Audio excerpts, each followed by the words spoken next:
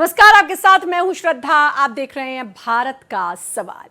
देश विरोधी ताकतों और आतंकियों की हर नापाक साजिश का अब मुंहतोड़ जवाब दिया जा रहा है।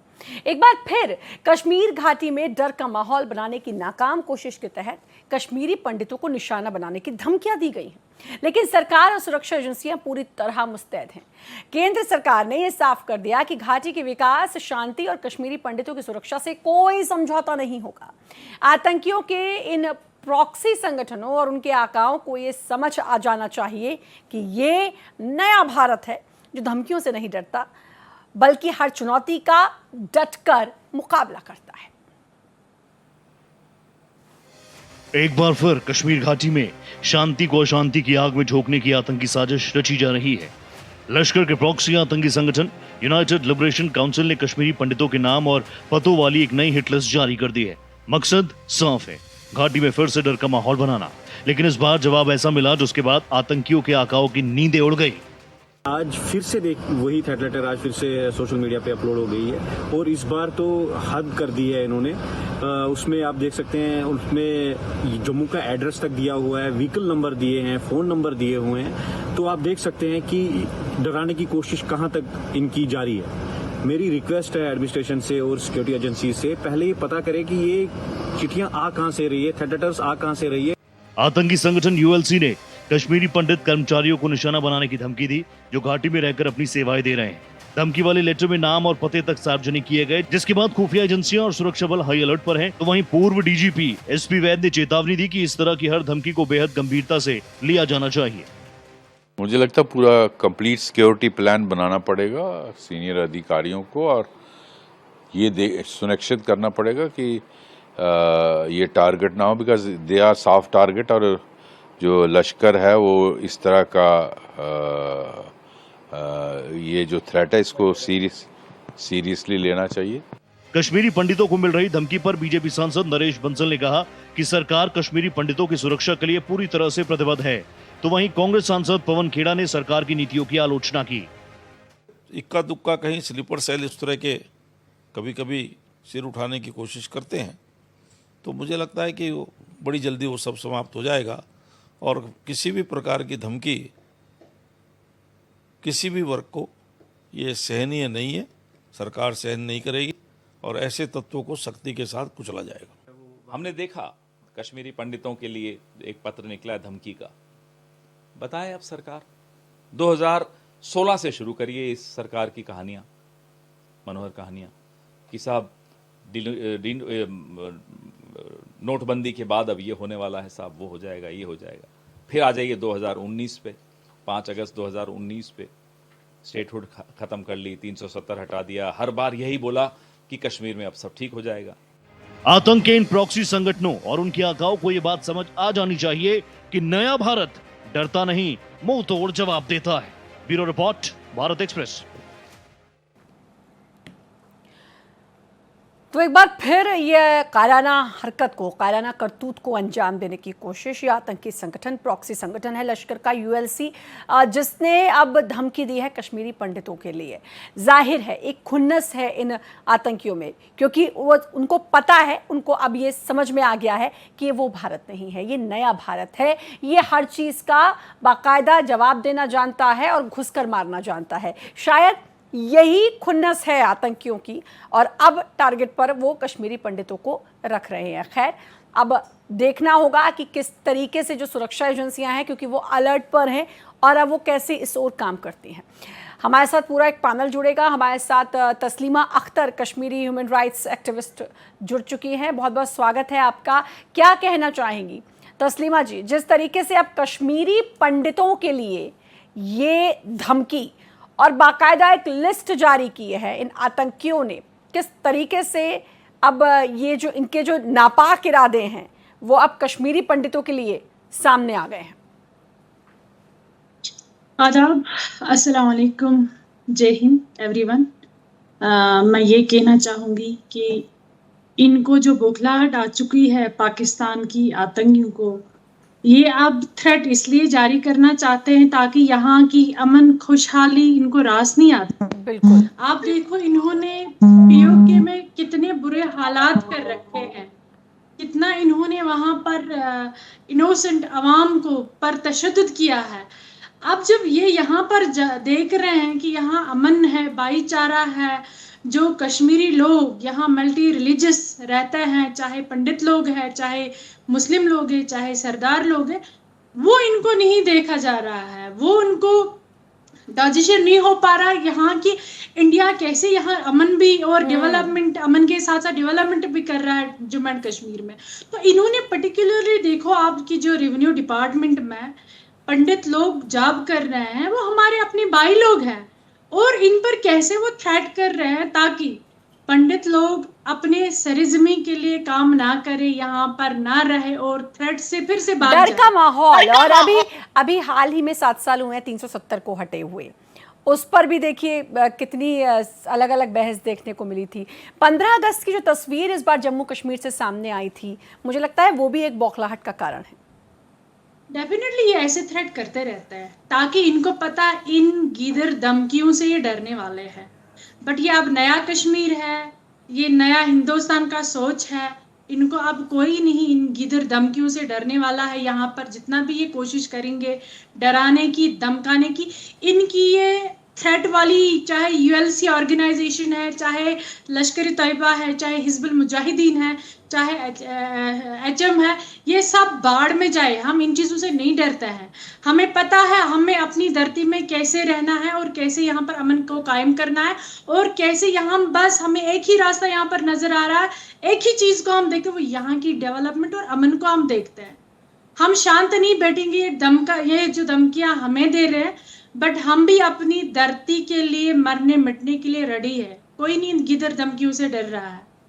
सबसे बड़ी बात कि वहाँ पर जो डेवलपमेंट हो रहा है हर कोई जानता है, पहले की तस्वीर और आज की तस्वीर, ये हर कोई समझता है, इस अंतर को हर कोई देख पाता है, और शायद यही एक बौखलाहट है। अश्विनी भट्ट भी हमारे साथ जुड़ चुके हैं, कश्मीरी पंडित और एक्टिविस्ट हैं। अश्विनी जी, बहुत बहुत स्वागत है भारत एक्सप्रेस में आपका। आपसे पहले भी मेरी बात हो चुकी है भाई, अब रास नहीं आ रही है इन आतंकियों को, कश्मीर में जो डेवलपमेंट हो रहा है वो रास नहीं आ पा रहा है, वो बौखलाहट, वो खुन्नस, इनकी धमकी जो दे रहे हैं उसमें साफ तौर पर दिखाई दे रहा है। नमस्कार श्रद्धा जी और तस्लिमा जी, नमस्कार आपको भी। तस्लिमा जी ने बहुत सारी बातें करी जो इसको कहते हैं ना, music to ears, but unfortunately Taslima ji, आप जैसे जो हमारे भाई बहन हैं, वो अभी भी वहाँ पे माइनॉरिटी में है, इन द सेंस कि बहुत कम है जो इतनी खुली जबान में जो है इस सब चीज़ का वो करते हैं। बट इससे मुझे थोड़ा सा आप 2-3 मिनट का समय दीजिएगा श्रद्धा जी, मैं इसको बिल्कुल एक पर्सपेक्टिव में आपके लिए और आपके थ्रू आपकी ऑडियंस, आपकी जो हमें सुन रही है अभी, जो देशवासी सुन रहे हैं उनके लिए करने की कोशिश कर रहा हूँ। देखिए, ये जो टर्मोइल स्टार्ट हुआ ये 1988-89 से स्टार्ट हुआ एंड इट पीक्ड अराउंड 1990। तब जो नारे, बहुत सारे नारे थे, आज़ादी बराए इस्लाम, ये एक नारा था, ऐस्का गैट्स पाकिस्तान रुस्ती बटनसान, जिसका अनुवाद ये है कि हमें पाकिस्तान के साथ विलय करना है, with Kashmiri women and without the Kashmiri man, ये दूसरा था। और तीसरा जो सबसे बड़ा एक और बहुत कॉमन था, रिलिव गलिव या सेलिव, विच मीन्स कश्मीरी में उसका, हिंदी में उसका अनुवाद है, या तो आप हमारे साथ मिलिए, मतलब धर्मांतरण करिए, या आप जो है आपकी हत्या होगी, या आप यहाँ से भाग जाएंगे। ठीक है, तो वही हुआ। ऑब्वियसली हमने अपने धर्म और जो है अपनी इंडियननेस को मेंटेन किया, हमने अलगाववाद का झंडा नहीं उठाया हिंदुओं ने, और पलायन करना पड़ा। और अब जब इतने 36-37 साल जब बीते, तो बीच में उस हमारे निकलने को भी, हमारे वहां से प्रस्थान को जब मारा गया धर्म के नाम पे, मैं उसमें नहीं जाना चाहता, मैं इस करंट सिचुएशन को परिप्रेक्ष्य में आपके लिए डालता हूँ। तो उसको ये बोला गया कि ये जी गवर्नमेंट ने इनको निकाला, गवर्नमेंट ने, जगमोहन, बीच में ना अलग अलग थेरीज स्टार्ट हुई, कनार्ड स्प्रेड हुए कि जगमोहन ने निकाला, फिर उसके बाद जो नरसंहार जो 1990 के बाद भी कुछ हिंदू कुछ जगह पे जो रुके थे, जैसे बंधामा का मैसेकर हो गया, संग्रामपुरा मैसेकर हो जी गया, छत्तीस जी सिंहपुरा जहां 36 सिख मारे गए, जब वो मैसेकर हुए तो बोले जी ये इंडियन एजेंसीज ने कराया है। तो सम और द अदर जो है वो किसी पे ठीकरा फोड़ना है। अब जो अभी वहां पे कुछ गिने चुने जो अपनी नौकरी करने के लिए गए हैं, तो ये मुझे बताओ अभी ये किस, अभी जो जगमोहन साहब तो वो तो स्वर्गवास उतार गए हैं, वो तो अब शायद स्वर्ग से तो वो चिट्ठियां लिख नहीं रहे हैं। अब ये किसी एजेंसी के का तो कोई वेस्टेड इंटरेस्ट नहीं है कि अभी आपको ये सब धमकियां, तो इसके पीछे जो श्रद्धा जी, मैं आपको ये क्यों थोड़ा परिप्रेक्ष्य आपको जी आपको या आपके थ्रू जनता को इसलिए दिया कि चाहे आप कोई भी जिसको वो बोलते हैं ना कि जिसकी सूरत और सीरत अगर खराब है, आप कितनी भी उस पे प्लास्टिक सर्जरी करिए वो वैसी ही रहती है। सोच ही खराब है। तो 370 हटने के बाद इतनी ये तो अभी वहां पे बिकॉज सिक्योरिटी और प्रशासन का इतना वहां पे इम्प्लीमेंटेशन है, इस चक्कर में जो है थोड़ा सा अब आपको पिछले इतने टाइम से मगर वो जो फिरका वाराना सोच है कि ये कश्मीर है और ये यहाँ पे हाँ मुस्लिम वो ही फितरत कहेंगे, जो यहाँ आप पे जिक्र हिंदू कर रहे दूसरे हैं ना धर्म सर, का कोई अलाउड नहीं है, वो आप कौवे को जो है 7 शैम्पू से नहा लीजिए, कौवा जो है सफेद नहीं होगा, वो कबूतर नहीं फितरत बने। फितरत बट फितरत मेरे जो को है ना बस वो नहीं तकलीफ बदलने के रोक वाली है। दीजिएगा। मैं लौटूंगी जरा। Wing commander retired Satish Sharma ji भी हमारे साथ जुड़ चुके हैं। बहुत बहुत स्वागत है सर आपका। क्या कहना चाहेंगे? बौखलाहट है, 370 का जिक्र अभी हम सभी ने किया, उसके हटने के बाद जो वहां की तस्वीर बदल रही है, ये पूरी बौखलाहट इसीलिए इस तरह की धमकी कश्मीरी पंडितों को? देखिए श्रद्धा, एक आज़ाद हिंदुस्तान की बात नहीं है, बल्कि वर्ल्ड की जितनी भी सभ्यताएं और कंट्रीज हैं उनमें कोल्ड ब्लड मर्डर और जेनोसाइड जो कश्मीरी पंडितों का इस देश की चुनी हुई सरकार रहने के बावजूद हुआ, ऐसा इतिहास में किसी भी कभी कंट्री नहीं। में 21वीं सदी की जो आप बात कर रहे हैं, 20वीं सदी की बात कर रहे हैं, नहीं हुआ। बिल्कुल। और उसका पीछे मुख्य रूप से 3 रीजन मैं ऐसा समझता हूं। पाकिस्तान हिंदू मुसलमान करने के लिए बहुत पहले से उतावला है और वो ये कर भी रहा है, लेकिन जब जम्मू कश्मीर की बात आई तो वहाँ पर जो कश्मीरियत है, वो कश्मीरियत में जो कश्मीरी पंडितों का जो कंट्रीब्यूशन रहा है राजा हरि सिंह के समय से, आप समझिए कि उस चीज़ को जड़ से उखाड़ के फेंक देना। और उस समय कांग्रेस की सरकार थी, हमारे यहाँ पर जो होम मिनिस्टर थे, मुझे बताने की ज़रूरत नहीं है, वो कश्मीर से ही थे, और उनकी बेटी ये महबूबा मुफ्ती जो हैं, आपको ये समझ में आना चाहिए कि उस समय हमने आतंकवादी, पाले हुए आतंकवादियों को बुलाकर उनको पैसे दिए जाते थे कि आप वहाँ पर ये पैसे दे रहे हैं, कश्मीर के अंदर आप रहिए। धारा 370 का जितना नाजायज फायदा पिछले 75 साल में उठा है, वो किसी भी कंट्री के इतिहास में ऐसा नहीं हुआ होगा। इसीलिए वो बौखलाहट है, इसीलिए वो बौखलाहट है। उसके हटने के वो बाद ये बौखलाहट है, साथ और वो बौखलाहट जो अभी ऑपरेशन सिंदूर हुआ है, उसके बाद उनको ये समझ में आ गया कि अब हमारा कोई भी पैतरा नहीं चलेगा, और हमारी जो जीरो टॉलरेंस आतंकवाद के खिलाफ, अब पहले बोलते थे, करते नहीं थे, लेकिन अब प्रैक्टिकल है। नहीं, अब तो भारत ने स्पष्ट कर दिया है ना कि अगर छेड़ोगे तो हम छोड़ेंगे नहीं। ये भारत साफ तौर पर कहता है, और यही बौखलाहट है। तस्लीमा जी, मैं आपका रुख करना चाहूंगी, क्योंकि जिस तरीके से अश्विनी जी ने भी कहा कि वाकई में आप जिस तरीके से मुखर होकर बोल रही हैं और बता रही हैं, क्योंकि ये तो इससे तो हर कोई इत्तेफाक रखता है, भले ही चाहे राजनीति में कुछ और कह ले कोई, लेकिन इससे तो इत्तेफाक हर कोई रखता है कि जो जम्मू कश्मीर की तस्वीर है वो बीते कुछ सालों में बहुत ज़्यादा बदल गई है। डेफिनेटली आप श्रद्धा जी, आप देखो कि जो जम्मू कश्मीर ने पाकिस्तान की उस रेडिकलाइज वाले सिस्टम को रिजेक्ट करा है, और जो उनके सेपरेटिस्टों की उस वॉइसेस को रिजेक्ट करा है। आप देखो कि पाकिस्तान ऑक्युपाइड जम्मू कश्मीर में पिछले 2 महीने से कैसे जो नारे इनोसेंट आवाम दे रही, पुकार रही है, POJ के बनेगा हिंदुस्तान और इंडियन आर्मी जिंदाबाद के नारे लगा रहे हैं, तो पाकिस्तान की आतंकियों की यही बौखलाहट है कि क्या हिंदुस्तान इतना अमन परस्त है कि इंडियन जम्मू एंड कश्मीर में इतनी डेवलपमेंट अमन के साथ कर ही रहा है, but Pakistan occupied Jammu and Kashmir के इनोसेंट अवाम कितनी मुतासिर हुई है इंडियन जम्मू एंड कश्मीर की डेवलपमेंट से, और वो इंडियन आर्मी को पुकारने लगे। इंडियन आर्मी के नारे जिंदाबाद जब वहां पर लग रहे हैं तो वो सबसे ज्यादा बुखलाहट आई है आतंकियों को कि यहाँ पर उनके लोग अब पुकारने लगे इंडियन आर्मी को और इंडियन जम्मू कश्मीर की डेवलपमेंट को, इंडिया को। तो वही उनको बुखलाहट आई है, कैसे अब हम फिर से यहाँ पर पीस को डिस्टर्ब करें कि इस इंडियन जम्मू एंड कश्मीर की शांति भंग नहीं कर पा रहे, अब शांति भंग नहीं कर पा रहे, और जो भी हथकंडा भले ही वो अपनाने की कोशिश करें उसमें वो नाकामयाब ही हो रहे हैं। मुझे लगता है यही एक बड़ा कारण है। अश्विनी जी, अभी जो हमने एक तस्वीर देखी कुछ दिन पहले, यानी कि 15 अगस्त में जम्मू कश्मीर की, वो बहुत अलग तस्वीर थी। उससे पहले वो तस्वीरें नहीं देखने को मिलती थी। क्या ये भी एक कारण है कि 15 अगस्त में जिस तरीके से आज़ादी का जश्न जो था, जो जम्मू कश्मीर में मनाया गया, वो देख के भी एक चिढ़, एक जलन, और इसी वजह से इस तरह की धमकियाँ?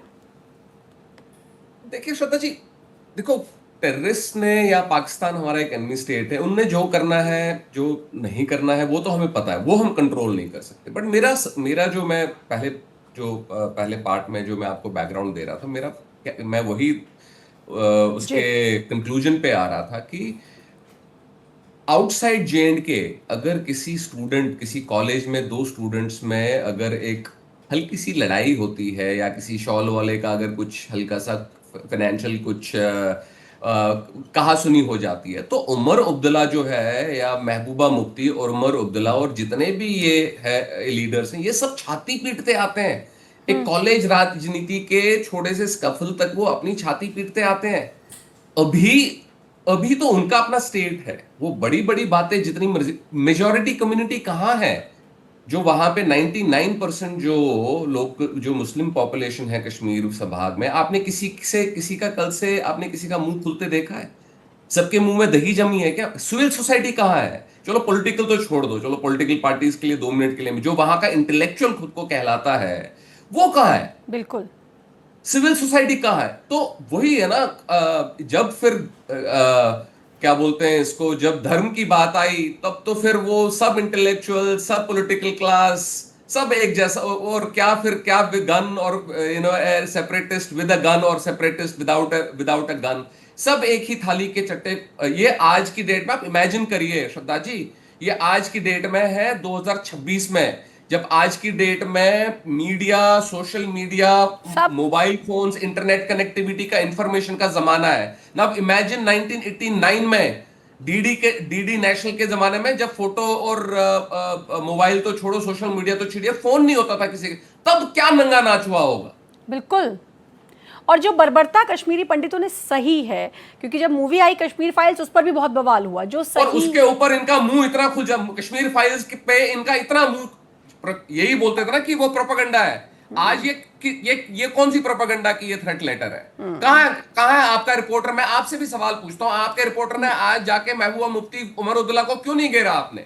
ये जो बाकी बकवास करते हैं जितने वहां पे जो है लंबी अश्विनी जी, ये मैं क्लियर कर दूं, हमारा चैनल पूरे तरीके से इस खबर को दिखा रहा है। अभी 6 बजे का बुलेटिन किया, तब भी मैंने हमारे वहां के रिपोर्टर जो रवि शर्मा है, आपका रिपोर्टर अभी उमर अब्दुल्ला के घर के बाहर होना चाहिए, ऑफिस के बाहर होना चाहिए। वहां के एलजी के मुंह में कौन सी दही जमी है कल से? नहीं, ये एक बहुत सेंसिटिव मुद्दा है। मतलब इस तरह की धमकी अगर मिल रही है, हिंदू है, माइनॉरिटी में है, वहां पे तो कुछ भी कर सकते हैं, कुछ भी बोल सकते हैं। नहीं, और बाकी पॉलिटिकल से भी क्यों हटे हम? बाकी बड़ी बड़ी पॉलिटिकल पार्टीज अलग अलग मुद्दे उठा रही हैं, तो इस मुद्दे पर क्यों नहीं बात हो रही है? विंग कमांडर सतीश जी, मैं आपसे जानना चाहूंगी, अब एक बड़ी बात कि पॉलिटिक्स तो इसमें भी होगी और देखना तरह तरह की बातें होंगी, लेकिन उनकी सुरक्षा सुनिश्चित करना एक बड़ा चैलेंज है। ये धारा 370 जब थी तो ये चैलेंज था, और अब इस समय चूंकि वहाँ पर एक इंडियन सिस्टम और वहाँ पर एडमिनिस्ट्रेशन, मिलिट्री जो भी इस समय काम कर रही है, चुनी हुई सरकार के रूप में जो उमर अब्दुल्ला जो बोल रहा है, उसके रिएक्शन को नेशनल गवर्नमेंट बहुत क्लोजली मॉनिटर कर रही है। और एक चीज याद रखिएगा, सेंट्रल गवर्नमेंट अभी भी उमर अब्दुल्ला को फ्री हैंड नहीं दे सकती। वहां पर जो लेफ्टिनेंट गवर्नर हैं उनके थ्रू, जहां तक कश्मीरी पंडितों का, भाइयों का सवाल है, उनकी मोटरसाइकिल के नंबर क्या हैं, उनकी वो कहाँ कर नौकरी करते हैं, ये सब आप सोचिए समझिए कि इतने सालों तक कहाँ 89-90 का जेनोसाइड, और आज अगर ये उसी पुराने घाव को सोचते हैं कि हम अलगाववाद से कामयाब हो जाएंगे या वो मैसेज देने में कामयाब हो जाएंगे, सो दे आर सैडली मिस्टेकन। ये उनकी बहुत बड़ी भूल होगी। जहाँ तक इनकी सुरक्षा का सवाल है, सेंट्रल गवर्नमेंट और विजिलेंस डिपार्टमेंट दोनों मिल करके और मिलिट्री बहुत इक्विप किया गया है। आप इनको चुन चुन करके मारने का वक्त आ गया।